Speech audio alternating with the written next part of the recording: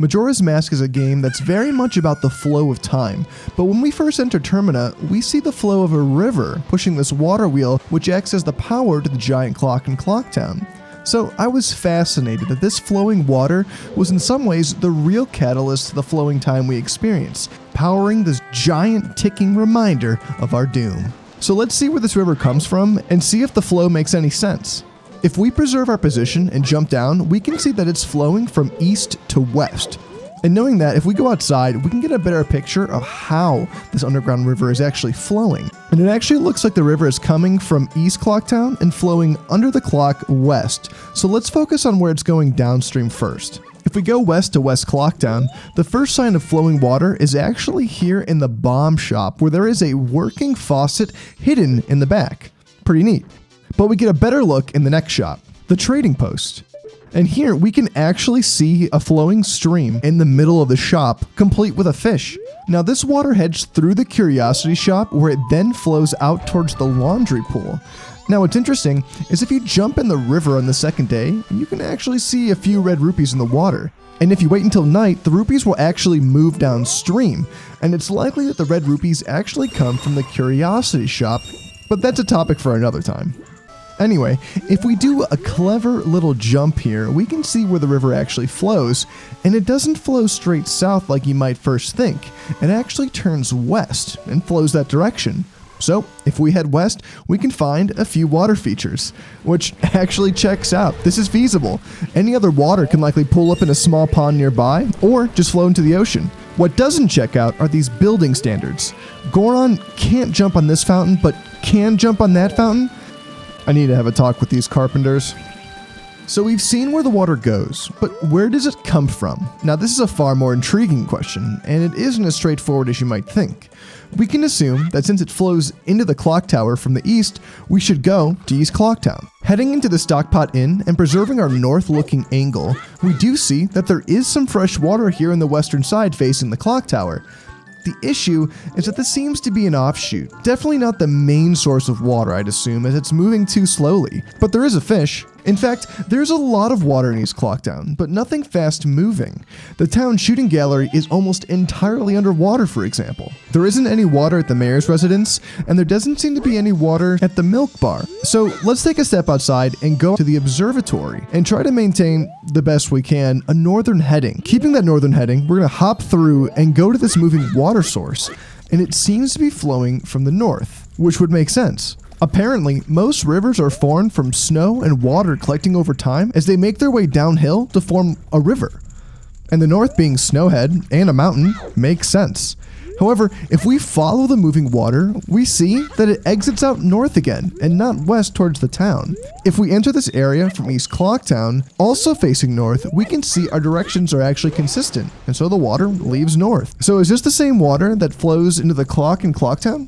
Maybe. Perhaps we don't see the water flow into the river, or it turns back around further north and we can't see. But it's just as likely as not to be the river, as the water isn't running fast enough here, nor is it heading in the right direction in any way. Now, I'm no expert, but this seems to be like an aquifer, a water source that the town is likely pulling from and uses. Feel free to correct me if there are any civil engineers watching though.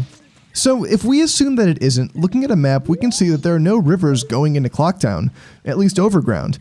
The only above ground river we actually see nearby is this one flowing through Ikanya Canyon. Jumping into it will reveal an underground waterfall flowing from the north, likely from Snowhead. Now what's really cool is if you follow the river all the way down, it will deposit you into Southern Swamp. Like, what? So it doesn't seem like this river connects to Clocktown, at least above ground. Who knows if there aren't more secret underground tunnels, so let's keep looking. Now, the Southern Swamp boasts clean water here around the potion shop, and out by the northern facing entrance. But this water doesn't come from the Ikanya River like the potion shop water does.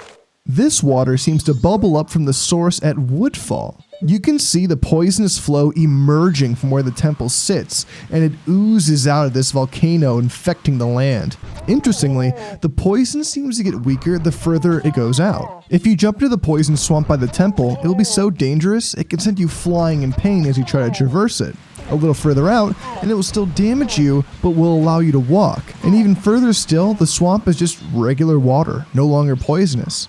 Anyway, that's a long-winded tangent that still doesn't help us because Woodfall is down south from Clocktown, and any water there isn't likely to be our original river flow. So what do we do now? Well, we've spoken about how most rivers are just melted snow and precipitation, and there's a snowy precipitative region to the north. But we've never seen a main river flowing from it. In fact, the only river we have seen flowing from the north is an underground waterfall in Ikana, which could mean that most of all the water is underground around this area.